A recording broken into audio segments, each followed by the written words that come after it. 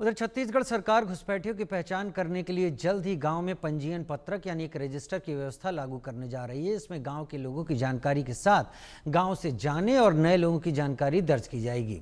सरकार की तैनाती पर कांग्रेस अब राजनीति देख रही है। छत्तीसगढ़ में घुसपैठ पर सरकार का बड़ा एक्शन। हर गांव में बनेगा नागरिक रजिस्टर। अब गांव में कौन आया कौन गया सब दर्ज होगा। 42 बांग्लादेशियों को डिपोर्ट कर चुकी है सरकार। 2000 पाकिस्तानी वीजा धारकों पर सरकार की नजर। गांव में अब बाहरी व्यक्ति की होगी पहचान। पंचायत स्तर पर रजिस्टर की तैयारी तेज। अब पंचायत रखेगी हर बाहरी का रिकॉर्ड। कांग्रेस बोली ये सब राजनीति है। सरकार का दावा सुरक्षा के लिए जरूरी कदम। छत्तीसगढ़ में घुसपैठियों पर सरकार बड़ी सर्जरी की तैयारी कर रही है। 42 बांग्लादेशियों को देश से बाहर भेजने के बाद अब अगला कदम हर गांव में बनेगा एक नागरिक रजिस्टर।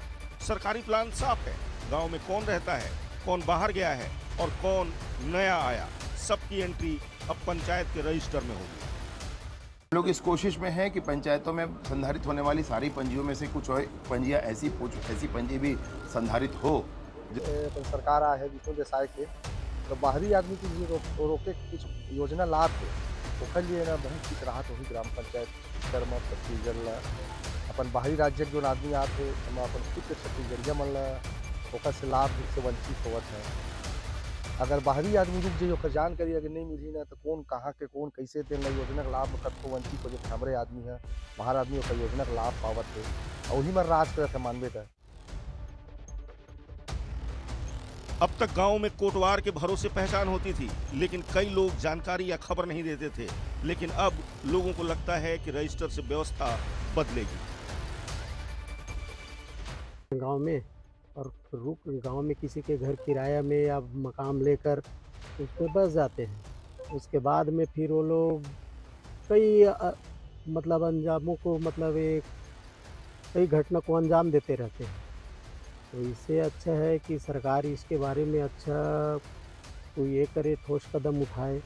और हम लोग पंचायत वाले भी लोग तो कार्रवाई करते ही हैं, बाहर के व्यक्ति उसको पूछताछ भी कर रहे हैं। पूरे देश में 10 करोड़ से ज्यादा बांग्लादेशी हैं और सरकार को इनको भेजने के साथ साथ मॉनिटरिंग भी करनी चाहिए ताकि ये दोबारा लौट ना आए।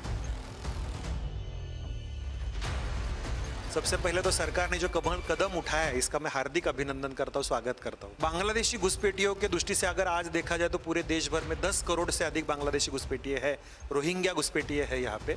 तो छत्तीसगढ़ में मैंने 2 माह पूर्व ही माननीय गृह मंत्री जी और उप मुख्यमंत्री जी विजय शर्मा जी उनसे मुलाकात की थी। इस विषय में चर्चा हुई थी हमारी, आवेदन दिया था हमने कि इस विषय पे आगे गंभीरता से जाना आवश्यक है। और सरकार ने जो यहाँ कदम आगे उठाया है बहुत बढ़िया है। केवल डिटेक्ट करना, डिपोर्ट करना ये तो बात ही है ही, लेकिन वो फिर से वापस यहाँ पे ना आए, इस दृष्टि से भी प्रयास होना आवश्यक है। इस बीच कांग्रेस सरकार की मंशा पर सवाल उठा रही है और कह रही है ये सब राजनीति है और सरकार ये बताए कि अभी तक कितने लोगों को बाहर किया गया है और कितने लोग पकड़े गए हैं। आदेश भारत सरकार का ऑपरेशन सिंदूर के बाद आया कि जितने भी पाकिस्तानी हैं उसको आइडेंटिफाई करके देश से बाहर किया जाए, पाकिस्तान भेजा जाए। छत्तीसगढ़ की सरकार है, डबल इंजन की सरकार है। अभी तक के कितने पाकिस्तानी आइडेंटिफाई हुए और कितने को बाहर भेजा गया। कि चुनाव के समय तो उन्होंने कहा था यहाँ रोहिंग्या है, बांग्लादेशी है, पाकिस्तानी है, हम सबको बाहर करेंगे। मैं पिछले समय 2 बार हो गया लगातार प्रश्न करते, वो उत्तर में निरंक आ रहा था। तो ये केवल चुनाव के समय ये घुसपैठिया और पाकिस्तानी, बांग्लादेशी, रोहिंग्या की बात करते हैं। सरकार कह रही है घुसपैठियों की पहचान जरूरी है, विपक्ष कह रहा है ये सिर्फ चुनावी दांव है। अब देखना ये है कि क्या ये पंजीयन रजिस्टर सुरक्षा देगा या सिर्फ सियासी रजिस्टर बनकर रह जाएगा।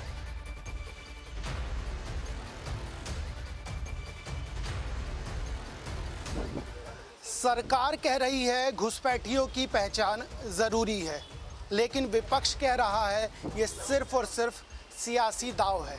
अब देखना ये होगा ये पंजीयक पत्रक यानी पंजीयक रजिस्टर सिर्फ रजिस्टर बन के रह जाएगा या वाकई उन लोगों की धरपकड़ के साथ साथ पहचान करेगा जिसकी मंशा सरकार बतला रही है। इस समय सहयोगी जगजीत सिंह और शिवाजी राव के साथ दीपक विश्वकर्मा, इंडिया न्यूज़, रायपुर। छोटा सा ब्रेक, जल्द हाजिर होते हैं।